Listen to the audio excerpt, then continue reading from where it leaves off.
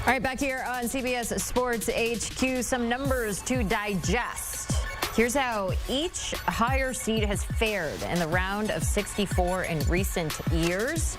So sitting pretty in that 1 versus 16 matchup. You look at that 3-14 game, but that 8 versus 9 spot not looking so hot. So what will happen this year? Are we gonna have some upsets, some Cinderella stories? Well, it happens every year.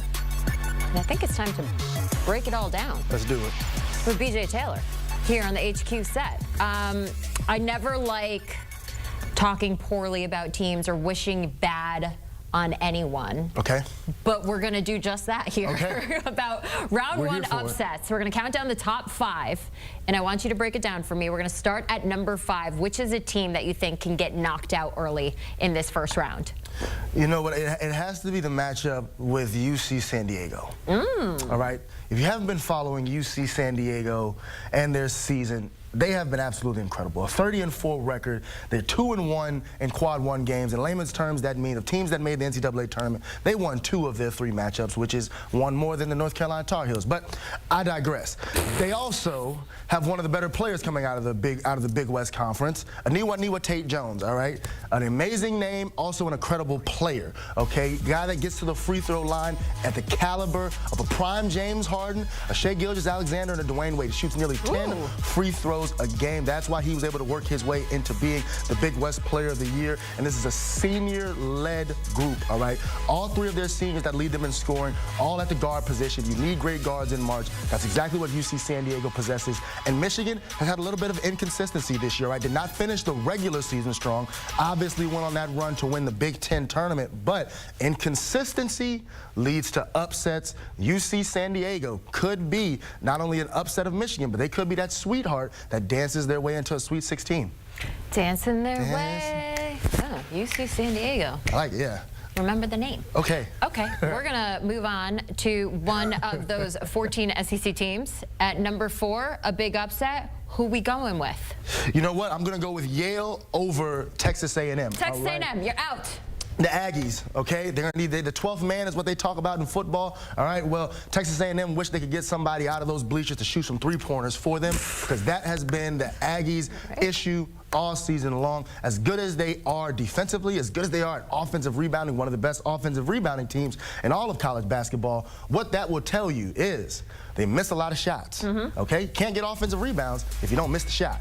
That's what Texas A&M does a lot of. They do have a special player in Wade Taylor, an All-American guard, in their backcourt, but the fact that Texas A&M struggles so much when it comes to scoring the basketball and shooting from the outside, their advanced statistics on 2-pointers are absolutely horrible. I'm not going to run them off for you because it would just make you feel bad. Also, Yale, out of the Ivy League, ran through that league 13-1, by far the runaway best team in the Ivy League. James Johnson will be a head coaching candidate for some of these high major openings. If he's not, there needs to be an investigation, because he has had the Yale boys playing extremely well all season long. I like Yale to pull the upset against a poor shooting team and Texas A&M. Yale ranking 8th nationally in 3-point shooting percentage this season as well. So poor shooting team against a team that's... now you made them feel bad because you said the exact number. Sorry. That's what I said. I prefaced this whole thing with I don't like making teams feel bad, but that's what we're doing. It's not here. personal. It's just not business. Personal. It's just business. All right. So number 3, upset. Who you got? Okay, we're gonna have to go with Liberty over. I can't believe I forgot this. Liberty over Oregon. Liberty over Oregon. Yes. Okay. I got caught up because you know the commercial that goes Liberty, Liberty, Liberty, Liberty. It gets caught in my head, and whenever I say Liberty, my mind goes blank. But nevertheless, I am going to take Liberty over Oregon. Now, Oregon is a team. We talked about inconsistency, and that's what they have been this season. Oregon, losers of 5 straight games during the middle of conference play. They will turn that around to win 8 straight, but I don't like when a team has a long losing streak and long winning streaks. I like teams that are consistent, all right? Win 4, lose 1. Win 3, lose 1, win 4. I like that much more. I think when you're an inconsistent basketball team like Dana Altman's group is, they struggle to get points in the paint, they struggle to get to the free throw line. They are a decent 3-point shooting team, but whenever you don't consistently perform well throughout your season, I think that sets you up to get knocked off early, and I think Liberty could be that team to do it. I'm going to set you up for another question about an upset team, and it's between BYU and VCU. Okay. Which team is going to go down? I'm going to go with the BYU Cougars, all right? And I love Utah. All right, it's a great place. Terrific place to spend time, especially in the winter. You know, us Florida people, we get out there, go spend some time in the cold in the winter. Except for Amanda Guerra. I think she would have different thoughts about Utah right now. Okay. Our dear friend who is recovering from surgery. She's, Yeah, you know, yeah, our thoughts are with Amanda. Yeah, just be careful. Yeah, you gotta be careful out there skiing. It can get a little tricky, all right? Yeah. Nevertheless, I'm gonna go with the BYU Cougars to get knocked off by VCU. Why? Because VCU was one of the best teams in the A-10 all year long, and they continue to play VCU style of basketball, going back to the Shaka Smart days, where it's all about forcing turnovers, turning defense into offense, and getting out and running. They had an extremely challenging game over the weekend to pick up that A-10 title. It was really an A-10 tiebreaker of regular season champs between them and George Mason. They have the player of the year in the A-10 and Max Sugar, an extremely tough guard to defend and keep out of the paint. If you're VCU, you have to be playing with a lot of confidence, as well as that game over the weekend. Extremely close game, came down to the wire. VCU now has experience in March Madness caliber games with March Madness expectations, with March Madness implications on the line. VCU's battle tested, they're ready to go. I like them over the BYU Cougars. I feel like in talking to all the experts you included, this one's going to be a battle. Like I feel like that one's going to be contrasting styles as well. BYU's an offensive team, VCU's a defensive team.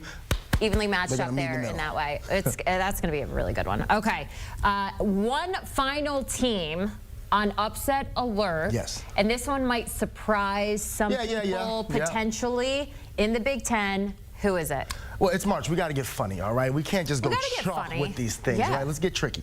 I'm going with High Point and Allen Huss's group over the Purdue Boilermakers. What? All right? Now, Purdue has been a staple in college basketball over the past 3 seasons. Zach Edey, a 2-time National Player of the Year. The most dominant force is gone. They replaced him. Or excuse me, Braden Smith has stepped up to the plate. He kept the run of Big Ten Player of the Year award going. Zach Edey twice. This season it was Braden Smith. They still have a Trey Kaufman-Wren inside, but I believe in High Point. Why? High Point 29-5 on the season, only lost 2 conference games. And here's the one thing that I would tell anybody about these upsets in March, okay? Winning is a habit. Winning is a habit. Winning is a habit. So a lot of times we look at these teams that come from smaller conferences, from the Big West, from the Ivy League, from the SWAC, wherever you may choose, from the MAC conference. These teams have lost 3 or 4 games throughout their entire season. That means they went months of winning basketball games. So just because they're playing a Purdue or they're playing a high major Big 12, they're playing an SEC, they're going against an ACC, whatever group that's supposed to be a Power 4 conference. These teams have figured out how to win, right? So the difference in competition level psychologically is not affecting them because their expectation each and every time out is to win. That's High Point's expectation. You don't go 29-5 and with one more win have a 30-win year and not expect to go out there and win. You can put High Point out there against the 2012 Kentucky Wildcats. All right, you can put them out there against some of John Wooden's groups back in the 60s when they had Kareem. High Point feels like they deserve to win, and High Point feels like a winning basketball team. I'm going with High Point. If they had a winner of the Selection Sunday show reveals, High Point would win. Okay. They were freaking fired up. Fired up. And it was like that's how you do a whole arena full of people. Like it wasn't just the team being like, yay, we made it. Exactly. Their enthusiasm for playing is different than a Purdue, right? Purdue, you're going to get that TPC Sawgrass golf clap. You know, like you made a 5-footer just. You get High Point. And you want to know why another reason they're probably so excited? Tim Doyle let us know they have a they have a great steakhouse on campus. Oh, that'll work for you. So, we love a good steak. There's so many good things about High Point. You're probably a medium rare, huh? I'm a medium. Okay, well, I'm medium well done guy. That is something we need to talk about off camera. Hey, that's something we do need to talk about off camera. Yeah. I'll tell you why.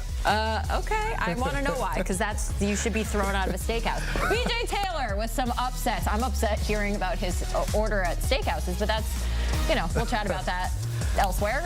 It's all going to make sense here in a second. I can't wait. It's bracket time. Get your brackets in now. CBS Sports app. You can play with a pool of your friends. Join the men's and women's challenges for your chance to win a new SUV. How about a trip to the 2026 Final Four? Get the CBS Sports app or visit cbssports.com/brackets to play now.